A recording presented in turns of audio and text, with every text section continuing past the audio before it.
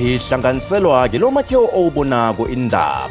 Inhloko zabahloli bendaba nababeka indaba zigobile phambi kwemtshini ngqondo. Kulila uthwathwathwa kuhlolwa indaba nanzi ezijujileko.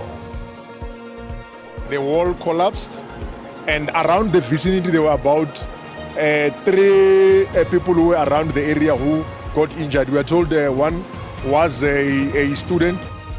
Ulimela abantu abana bagirikelwe emakhiwo ohlala abafundi eJordanfontein ekabeni yedolobha leJohannesburg ngemva kokuthuthumba komtshini wegezi emakhiweni lo. The errors will arise time to time as long as there is still pressure at the lab, because we push quantities, not quality. Isikhulu esixozulula sesayensi emapholiseni sitshele ikomishini kaMadlanga bona imchapho iyokuhlala ikhona emazikweni wezesayensi yombuso ngombana kusetshenzelwa ukuzikhuja nje. Akekho omunye oli 64 ukuthi basho no ziyacheba kuye. Sezicheba kimapha. Imndeni engakhange ifumane imali yesasa ngemthambothini kwaNdebele eMpumalanga ithi ilila ngomholo ovalwe ngaphandle kwesizathu ithi halo badleni nabavalelwa umholo nje.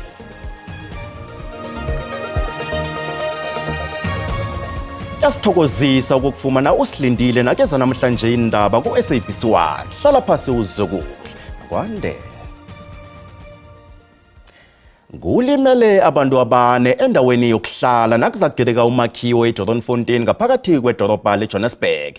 Isibalo lesi siqinisekiswe ngebesizo elirhabako leJohannesburg. Okhulumela besizo elirhabako uRobert Mlawuthi uthi abalimeleko bogada bathathu kunye nomfundi bonke abalimeleko bahlengwe khonapho ngemrhubukwana basiwa emtholapilo. Umlawuthi uthi umakhiwo ogerekileko lo uhlalisa abafundi. Lokhu kuyathusa ngoba ngathana abafundi bebakhona bonke nawugirekako nganje kukhulunywa okhunye nje besizwe lirhabako bahlwengisa ukuqala ukuthi abekho abavaleleke ngaphasi kwefucufucu. Imphathimandla sikhuluma nje ziphenyo nobangela wesehlakalwesi balwa nokuphenya ukuthi umakhiwo lo awukafaki ihasi na ikhibe ngiye bangela ukuthuthumba kulomakhiwo noza kugerika. The wall collapsed, and around the vicinity there were about 3 people who were around the area who got injured. We are told one was a student, because the building it's actually a student residential area, and of course 3 other security officials who were around the building, which brings the total number of people who were around the building to about 4 people. Sesenjalo uHelen Zilo ngungkhethani weDA wobmera bedorobha leJohannesburg uthangeza umkhosi ngomakhiwo ogerekileko weqa wakhona uthuthwenyekile ngoba nakusikokuthoma kuthuthumba kuthiwa kuchise khulu umtshini wokusabalalisa igezi. I'm deeply concerned about it, and I've just heard, but again I haven't confirmed this, so I must say that I have not confirmed this. I've heard that it's not the first time that there's been overheating at this transformer with consequences, but this time the consequences were apparently much worse than the previous time. Besizwe lirhabako basaraga nephenyo labo bahlola zokuphepha zomakhiwo kunye nokhunye okuzokusiza iphenyo labo.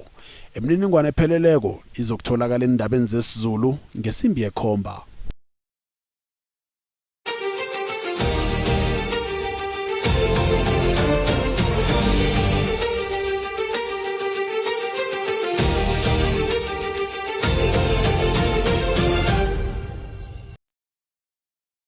Umxozululi wezesayensi emapholiseni owatlola umbiko wesigidi ecaleni lokudunyuzwa kwaka-Ahmed Swart usole bona kwaba nobuchapho benzeka nakutlola umbiko nokho ingasingomnqopho ukukhinyabeza icaleni. Bekaphuntela ubufakazi obethulwe ngufakazi owaziwa ngo-Witness B komnyaka opheleleko ongomunye wabaphenyi becaleni owasola bona kunento eyenziwako embikweni ukulahla umtlhala ecaleni elithinta loyo okusolwa ngokuba lilunga lenlelesi ezikhulu uKatiso KT Mulife. Umxazululi wezesayensi emapholiseni uCaptain Lawrence Makhotlwe upha insolo zokuthi wenza ubuchapho ngabomu embikweni wesigidi ecaleni lokubulawa kwaSonjiniyari weVereeniging uAhmed Swart. uMakhotlwe uthi umbiko lo waba nobuchapho bekungasi bafuna ukusoza sicalile. I can safely say those were typing errors, and those typing errors were supposed to be picked up at the reviewing process, but was not picked up at the reviewing process. I cannot indicate as to for what reason, but I can say it amounts to work pressure as well. Nanyana kunjalo ubuchapho benziwako baba nomthelelo omkhulu ongakhinyabeza impumelelo yephenyo ngombana kwahlanganiswa okhunye ngemva kokulungiswa kobuchapho. So I'm saying to you, the document that you handed as a report of the outcome of the work that you are showing us that you did not give a positive link. That's why there was a need for you to rectify it or to amend, as it were. That's a simple proposition, and I think you already... Yes, I accept that, Commissioner. Yes. Ubufakazi bakaMakhotlwe borake baveza imchapho ebakhona emazikweni okuhlola zesayensi welizweni ekuthiwa enza umsebenzi omningi ikhibi insetshenziswa ziyahlahela. I will believe that those errors that the council is leading me with falls within this category. So it cannot be incompetence or deliberate. What is the other one? Negligence. Negligence. But as I already indicated, commissioners, that the errors will arise time to time as long as there is still pressure at the lab. The errors will always be there because we push quantities, not quality. Ubufakazi buzokuragga kusasa nakufakaza ipolisa elabonakala emgadangisweni emzini waloyo osolwa ngokuba lilunga lenileli sesikhulu uKatiso KT Molefe.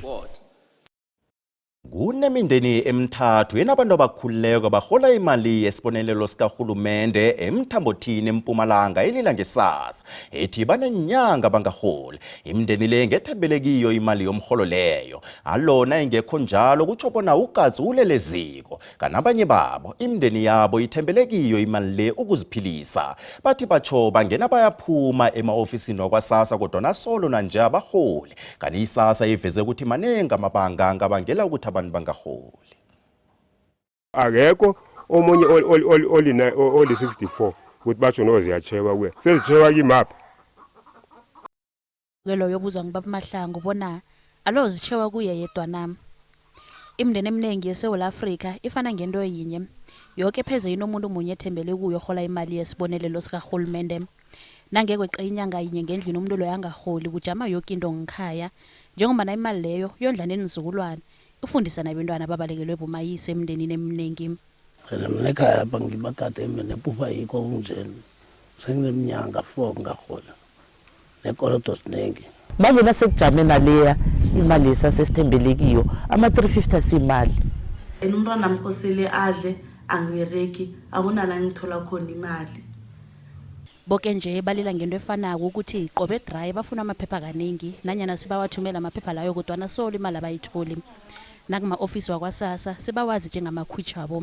La siyale kwaSASSA le kwaSASSA bathi bafuna amaphepha la athoma ukubhalisa ngawo sawasa ngoNovember sawasa ngoOctober bathi lababuyela kwabazukulu bathi bamphekelela bathi bafuna amanye kodwa amaphepha bathi kimi khamba kwenza i-bank statement ngakhamba ngokwenza i-bank statement ngeza nazo ngafika ngabanikela bangitshela ukuthi nona nangenza i-bank statement and then sembe bafuna ne-local ne-affidavit holela 4 June July August September awesowajama umkholo bathi kose ngiyokwenza i-review hayi ngoyenza sangiphume ngabuyela ngathomsa phasi ngagadangisa mina Solo ngabhalisa iSASSA eMostorlosi ngoJune unyaka opheleleko ngayibhalisa ngoAugust ngathola imessage ebuya from SASSA ithi ngiresubmit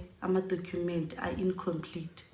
iSASSA ithi ezinye izinto ezibangela ukuthi kujanyiswe imiholo kukhwabanisa nobukirikitshani kodwa nanyana kunjalo ithi izokuphenya kutholwe isisombululo. The matter involving these clients who have not been paid, we need to investigate it thoroughly and check exactly what happened. If we find that they still qualify to receive their grant, then we are going to release the money. Kanti ithi ngemva kwephenyo zizokubuyekezwa zonke imbawo ukuthi laba imbawo zabe ziphumeleleko banikelwe imali abo yonke nale yenyanga ezidlulileko. Asiqale umbono wakho mbukeli ngale ndaba amathathu yakwaSASSA. Naku umbono wakho uyalandela. Uyafuneka ikuwaphande amagosa akwaSASSA engathi kuninzi. uSASSA sizombawa siyambawa ukuthi ehla azobatshela ukuthi kuba yini bangagere imiholo wabo. Bararekile ngikhuluma nje abantwana babantu bathwele imkono ehloko. Inkhulu zikahulumeni ngema-ofisini kezisukume ziyokubona kuyini isizathu sento efana naleyo. Abatshintshe khona eNaspoti ngale noma bafanele khona noma benza ama-email benzele khona ngale la endlini enkulu khona yakwaSASSA khona eNaspoti. Ndinombuzo uba ibe iziphathamandla inkokheli kuloo ndawo zithini ngabantu abalala bengadlanga. Kungenzeka imali leyo iya esikhwameni somntwini othize obereka khona kwaSASSA. Umbono onke umbukeli SABC ayizokuthwaswa umlando wokuziphendulela kombono umbukeli. Sibawa abanenhliziyo ezibuthakathaka bona bachite. Le ndaba ayilandelako kungenzeka ingabaphathi kuhle ngombana yinemniningwana ebalekisa umzimba. Umndeni weNkomazi eMpumalanga ufuna umthetho usebenze ngemva kokuthi batsho kunomuntu othileko okade umntwanakhe aseseneminyaka emine ubudala. Muva nje-ke sele akada nesizukulwane sakhe ekumntwana wendodanakhe naye oneminyaka emine ubudala. Umndeni ufuna indoda leyo ibotshwe ngonobayini namkha umndeni uveze bona indoda le ibotshwe ngonobayini yatjhatjhululwa ngebheyili. Kube ingasuthi ulandelwa siqalekiso simthoma mncane. Wathi nakaneminyaka ema-20 ubudala uNozipho Mhlanga engasilo ibizo lakhe lamambala waba nomntwana. Naye umntwana wabanjwa yinto yabamba unina sakhula. Utata lo uthi impilo yakhe icharagenge ngenyaka yise wengazi. Ekuzwakala bona wathoma ukumkata neminyaka emine ubudala. Nangu uyayikhuluma indaba yakhe. Ngo-Rachel 2010 ubaba wami. So lo mnyaka loyo vele bengekho right. Nasesikoleni bengakhona ukuperforma kahle. 2011 I think ngagula kakhulu. Bengilova nasesikolweni. Then jiki ngatithola HIV positive. uEsther Mhlanga naye ngasilo ibizo lakhe lamambala ungunina nogogo wakhe labongazimbi bobabili. Batsho indoda eyenza izigezi beyimthusela bona ayokusula icala. Nasekasho yena ukuthi India 2010 yena ngicanga ukuthi angaboshelwa yona lento seyilethe inkinga sokungena nasebatukulwini angathi ukuthi kufuna ngento enjani. Indodana kababa ekuthiwa uyakata lo inguyise lomntazinyana weminyaka emine ubudala ekuthiwa naye ukatwa indoda leyo. Uyise lomntwana uthi ukhulelwe yihloko. Bona mangivala isimo lesi bengulearnership ngize ngafeyila ngalento le ukuthi ngivelele ukuthi kwendekele lo lento lendekele umntwana manje nje mangimbuka lo mntwana ngikhona vele ngathi ukuthi ngente njani. Isazi sokusebenza komkhumbulo uZipho Mhlongo uyahlathulula bona kubangelwa yini bona ingqondo yomuntu yibe nje. Pedophilia isifo socansi esibandakanya ukulangazelela abantwana ingane ezincane engaphansi kweminyaka ka13 years kuya ngaphansi. Iphiko lezokuthuthiswa komphakathi libawa abantu bona bangowabika amacala afana naleli. Siyazibophezela ekulweni nesihlava sempi yasemakhaya especially uma kuukuthi lobu bugebengu buphathelene nabantwana. Umsolwa akulindeleke bona ayokuvela ekhotho kaMagistrata weTonga ngeveke izako. Nasibuya entolo. Kutsho khona ukuthi imisebenzi wethu kanye nokuzinikela kwethu emfundweni zethu kuyabonakala nokuthi ngimi ngedwa esikoleni sami nakuseketami kulibhudango. Unongorwana abafundi abaphase kuhle khulu umatric wabo abangaphasikwa kamasipalata wethembisile ha.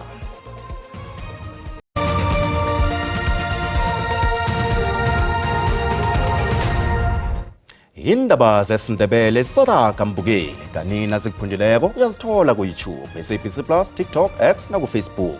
Namba sikhambe. Udohotere wabentwana enguye udosa phambili umsebenzi wokuhlukanisa amawele engabelethwa ahlangene ngamathumba. Uthi manengi amathuba ukuthi umsebenzi wokubahlukanisa ungakhamba ngempumelelo. Abentwana aba babelethwe bahlangene ukuthoma esifubeni ukuya emathunjini esibhedlela seMankweng ngaphandle kwepolokwane ngeveke pheleleko. Abentwana aba nonina basebujameni obunzinzileko esibhedlela. Uma wamawela amabili lo udluliselwe esibhedlela seMankweng asuka esibhedlela eMaphutha Malaji enamahala ehlanu kwePhalaburu. Akhange kube nomrara abantwana ababelethwako. Kunje batshejwe kumbeni abagula kakhulu esibhedlela. Udokotela wabantwana udokotela Nyawelani Chifularo uthi ukunzinziswa kwabantwana aba kube into yenziwako ngemva kokuthi babelethwe. Unethemba lokuthi ikambiso ukuthi bahlukaniswe phakathi izokuba impumelelo. The first part was just to stabilize the baby. So after the birth of the baby, we went on just to resuscitate them, make sure they are alive, they are healthy. And now we had to go through the stages of examining. Udokotela Chifularo uhlathulula unobangela ukuthi bayini amasana la abelethwa ahlangene. The part of the twinning, so like they were going to be born as twins. But something happened in the abdomen, in the utero before they are born. It's either they didn't separate completely and then you end up with another baby on this side, then they are still stuck together. This is the commonest part. Nakusenjalo, uma wamasana la ibizo lakhe lingakavezwa, uthi unethemba lokuthi udokotela uzowasindisa amasana la. For the first time. I am still in shock over this rare birth. It is the first time that I have experienced something like this. I used to see it happening to others, and now I am the one in this situation. I'm still trying to make sense of everything. I am grateful to God for making me an example that such miracles still exist. And I remain hopeful that doctors will do everything in their power to help my babies.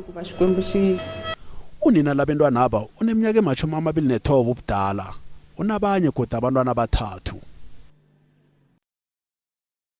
Bathokozwe ngemfundalize ekhambisana nabonongorwana abazinsetshenziswa eziyobasiza emazikweni wefundo ephakemeko. Abafundi abaphase kuhle umatric endaweni ezikaphasiko kaMasipalata weThembisilehani eMpumalanga. Umeyara kuMasipalata weThembisilehani uLisetja Dihale uthi nabenza njalo benzela ukulungiselela abafundi ngomuso elingcono nokubanikela isekelo lokuthi bakhuthale ukuya phambili ngitsho nemazikweni wefundo ephakemeko. Kodwa kukhuthale nalaba benza umatric umnyaka lo. Umnyanya ubanjelwe eDa Village Villas kwaMhlanga eMpumalanga. Umbikindaba wethu uDlozi Mnisi beka lapho. Bangene endaweni la kubanjelwe khona umnyanya baphelele ngeuniform yenkolo ebebafunda kizo. Bagadanga buthaka, bamomotheka. Babonakala ukuthi bayazikhakhazisa ngokuba ngibo. Kanti ngaphakathi bekulihahla, kukhanyazela. Nomoya wakhona unekuthalo emntwini wonke ebeka lapho. Kuphume ngitsho namakhosi wendawo eziseduze azokuthokozisa abafundi abasebenze kuhle kumatric esingini senkangala. Abafundi abamenyelwe kilomnyanya osingathwe nguMasipalata weThembisilehani bathi nabamenywako akhange bazi bona bayokubuya imkhono yephuka ngezipho namathokozo ebebabekelwe wona eThe Village Villas kwaMhlanga. Abafundi bebalitsho ngazulinye igama lokuthi nanyana kungiba abatlolileko kodwana abalinyazi nakancane isekelo abalinikelwe botitshere nababelethi ngesikhathi sokutlola kwenhlahlubo zikametric zokuphela komnyaka. Bathi lokhu kuphumelelise amabhudango wabo. Ngithanda ukuthokoza uMasipala ukutsho khona ukuthi imisebenzi wethu kanye nokuzinikela kwethu emfundweni zethu kuyabonakala nakusilana bengekho sivelane ngathana bevanga ukubona lokho. Ngizizwa ngibonakele nambonyana umsebenzi wami engiwenzileko eminyakeni wonke uthokozwa i-municipality. Ngiyabathokoza begodwa ngithabile kwamambala. Ngenza isiqiniseko sokubana ngiba seklasini abafundisi mabafundisako ngiyabalalela begodu mabasibizayo ngama-weekend ngiya esikolweni ngombana iye momfundo ngazifundela kodwana welihloga isizo elibuye kibo titshere bakho. Begodu ngiyathokoza kiwoke abonongorwana esibatholileko nokuthi ngimi ngedwa esikolweni sami nakusekete yami kulibhudango. Ababelethi bathokoza abaqedi bathi bazibetha isifuba ngabentwa babo. Ngizizwa ngibaluleke kakhulu, umntwana uye wangiguga wangibeka esicongeleleni. Ngibonga kakhulu amaningi anginawo angazi ukuthi imdele ngenzeni. Ngithokoza inhleke ngiyaqhaqhazela ngibonga into eningenzele nisenzele yona uMasipala. Ngizizwa ngithabe khulu ngabonongorwana babanikeza abantwana namhlanje. Yakhombisa ukuthi imisebenzi yethu mhlambe sibazali kufanele ukuthi ivele ngabantwana. Umeyara kumasipalata wethembisile Hanu Lesitsha Dikgale umemezele ukuthi umasipalata ubekele ngeqadi imali engange-350,000 eyokusekela abafundi abalithoba emfundweni zabo emazikweni wefundo ephakemeko. Ukuthi sinamabhazari esiwanikeza ama-student kulonyaka sinikeze 9 ama-students bhazari 9 learners bazoba nama-full bhazari azothola ukuthi ekugcineni abanceda ngakho konke abafanele babe nakho uma bale university. Umjaphethe womphathi kamasipalata wethembisile Hani uWalter Mthweni uthi uthabele ituthuko eyenziwe isikolo i-Extension K Secondary School.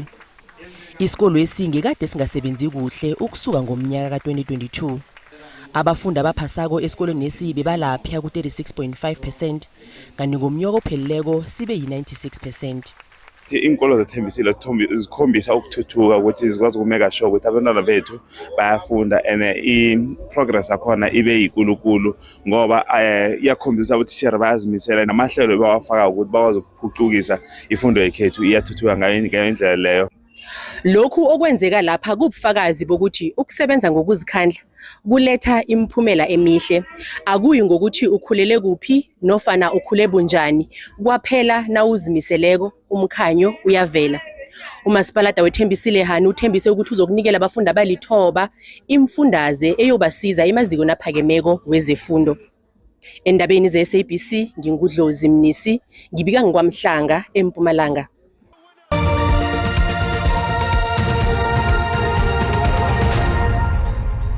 Siyaloshisa khaya ngomvulo napho ubujamo bakho bezulu sibona lapha livulile ngale ngeNorthern Cape lapha ke Cape Town livalile kanti ke lithome lapha ngamathuba wezulu alinganiselwa ku-30% ngale ngesifundeni sangePumalanga Kapa ukucina emkhawulweni walapha ke ePumalanga Kapa nangale ke ngaKwaZulu Natal athi 60% endaweni ezifana nalezi nangale ngeMpumalanga isifundeni sangapha ngeGauteng nesifundeni sangale ke ngeLimpopo kusasa nasithi siyacala sibona lapha ikungu iba iningi ngapha ke ngePumalanga Kapa yelelana kusenani chayelako nalapha ke esifundeni sangale ngaKwaZulu Natal nangapha ngesifundeni sangeMpumalanga kanye neLimpopo amathuba wezulu nge-60% esifundeni sangapha ngeMpumalanga angithi lapha ke ePumalanga Kapa kuthi ke lapha endaweni ezinye ezithinteke nge-60% kanti ke nangapha ke ngeGauteng litholakale nge-30% nakezinye indawo zangale ke ngeLimpopo silibona nge-60%. Sicala lapha ke silemukise sisitholileko imjijo iduma kumbi ngeGauteng eMpumalanga nakezinye indawo zangale ke ngaKwaZulu Natal nakusasa kusesenjalo ngemijijo eduma kumbi thingale endaweni zangale ke ngeLimpopo kuthi ke lapha endaweni